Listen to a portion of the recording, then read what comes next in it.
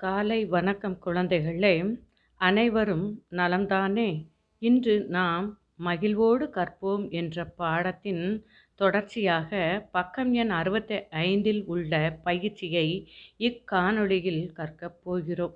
வாங்க, அதற்கு முன்பாக கடந்த காணொளியில் கற்றவற்றை சற்றே நினைவு கூர்வோமா? முதலில் மறைந்துள்ளவற்றை கண்டுபிடித்தோம். அதன் பின் எழுத்துக்களை அறிவேன் என்ற பகுதியில் இடையினை மெய்யெழுத்துக்கள் மற்றும் அதனை சார்ந்த சொற்களையும் தெளிவாக படித்து தெரிந்து கொண்டோம். அதன் பிறகு உரிய படத்தை இணைப்பேன் என்ற பகுதியில் மெய்யெழுத்துக்குரிய சரியான படத்துடன் இணைக்கவும் கற்றுக்கொண்டோம்.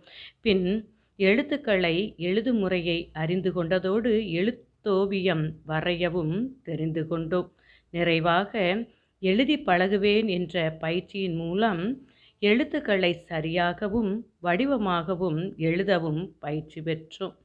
குழந்தைகளே, நாம் இப்பொழுது பக்கம் எண் 65இல் உள்ள பயிற்சிக்கு செல்கிறோம்.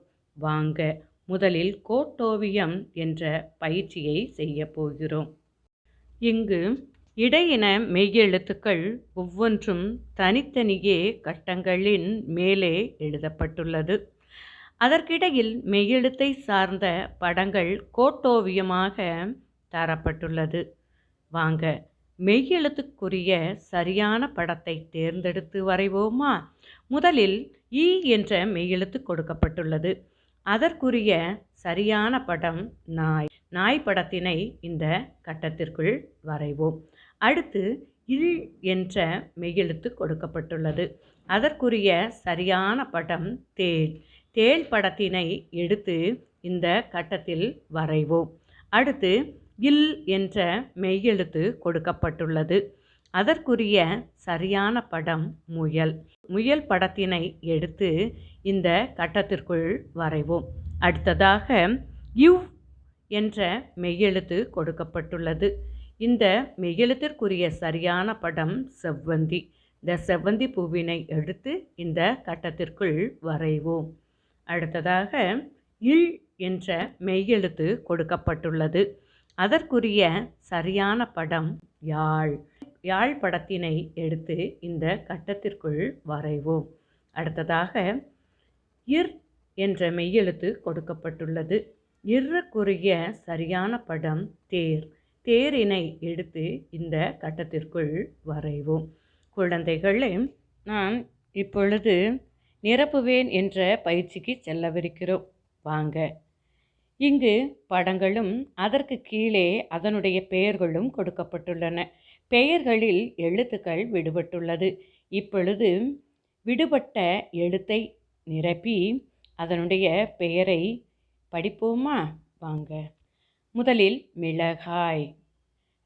அப்படியென்றால் இந்த கட்டத்தில் என்ன எழுத்து வரும்? ஈ. மீ ள கா இ, மிளகாய். அடுத்து முள். அப்படியென்றால் இந்த கட்டத்தில் என்ன எழுத்து போட வேண்டும்? இல். மு இல், முள். அடுத்து வாங்க, இது முயல். அப்படியென்றால் இங்கு என்ன எழுத்து போட வேண்டும்? இல். மு யா இல், முயல். அடுத்து வாங்க, யாழ். அப்படியென்றால் இங்கு என்ன எழுத்து போட வேண்டும்? இல். யா இல், யாழ். அடுத்து இது செவ்வானம். அப்படியென்றால் இங்கு என்ன எழுத்து போட வேண்டும்? யு. சே யு வா நா இம், செவ்வானம். இறுதியாக இது என்ன படம்?